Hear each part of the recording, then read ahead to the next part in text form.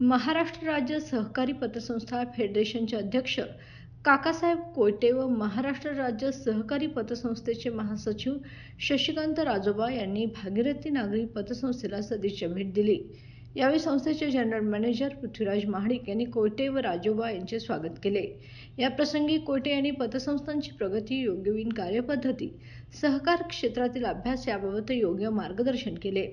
नागरी पतसंस्था या नवउद्योजकांना आर्थिकदृष्ट्या पाठबळ देतात, त्यामुळे उद्योग क्षेत्राकडे महिला व तरुण वर्ग आकर्षित होऊ लागला आहे। ही आनंदाची बाब असल्याचं सांगत कोयटे यांनी भागीरथी नागरिक पतसंस्थेचं कौतुक केलं।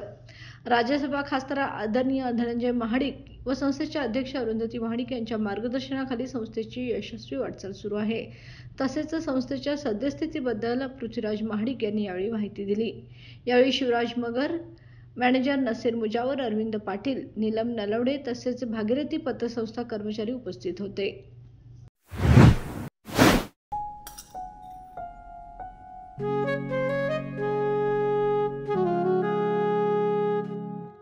बाबा, आज येताना बासुंदी घेऊन या ना। अगं, कालच आपण आईचा वाढदिवस होता म्हणून आणली होती ना।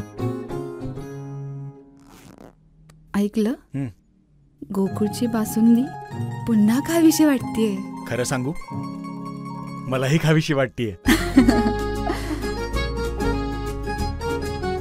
पुन्हा पुन्हा खावीशी वाटणारी गोकुळ बासुंदी।